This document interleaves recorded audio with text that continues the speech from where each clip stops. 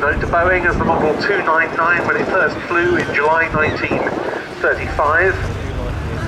It took a while for it to be ordered in quantity for the US Army Air Corps, as the Air Arm was then.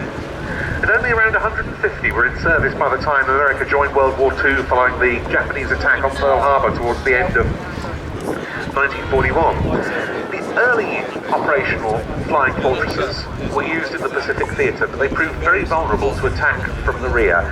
And when the RAF brought the Fortress Mark I into service in mid-1941, its experiences with the aeroplane were disastrous.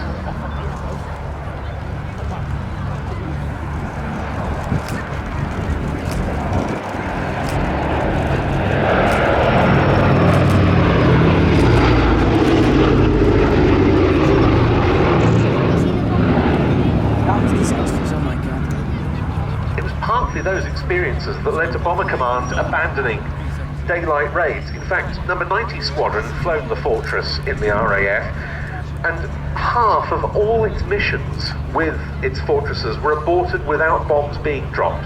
That experience showed that when the Americans deployed B-17s to the European theatre, they needed better defensive armament, a bigger bomb load, and better bomb aiming equipment. And the B-17s that began to be deployed to England in 1942 had all of those. You can see the bomb doors open here.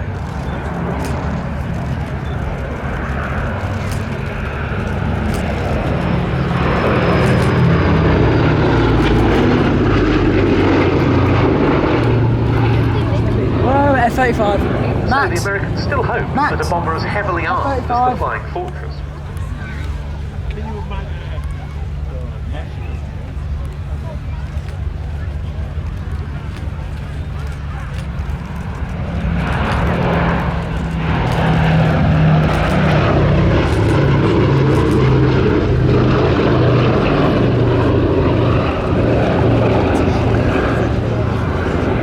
On June the 6th, 1944, in total 1,350 B-17s were available for operations, and they were heavily involved that very special morning, attacking early in the morning but quite late, in that they were bombing just ahead of the landing craft coming up the beach. If you bombed too early, you were likely to hit your own troops, and unfortunately many of those bombs then fell into the fields beyond the coast.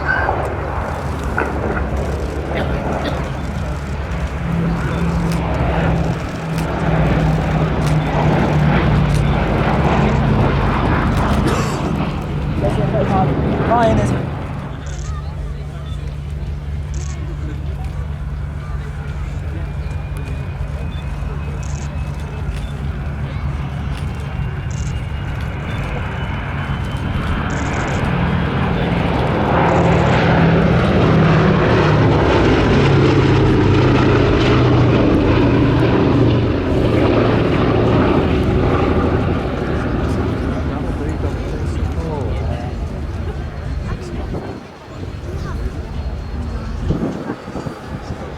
Now this aeroplane is privately owned and operated by B-17 Preservation, run by the incredible Ellie Sallingbow and based at Duxford in Cambridgeshire. And next year is a very big one for this aeroplane because it'll be 80 years since this airframe was built.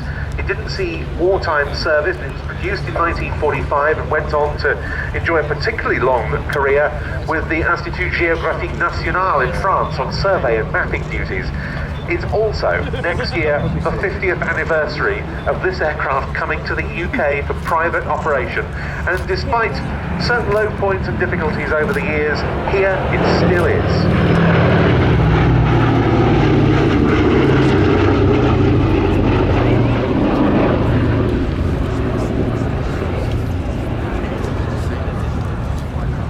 But its operation is dependent to such a great extent on, for example, The F-35 is back in the beginning.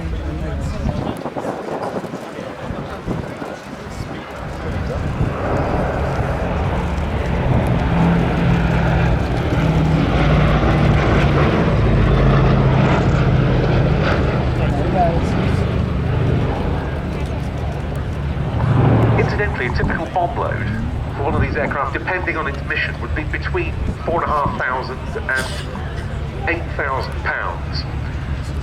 The aircraft we're going to see after this, the F-35B, a rather smaller airframe, can carry up to £15,000 of weaponry.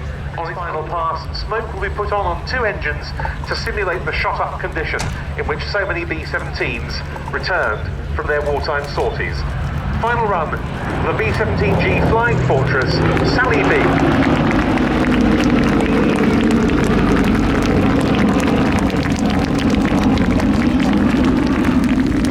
And that run also dedicated to the members of the Sally B Supporters Club, and you can join up yourself by going to sallyb.org.uk.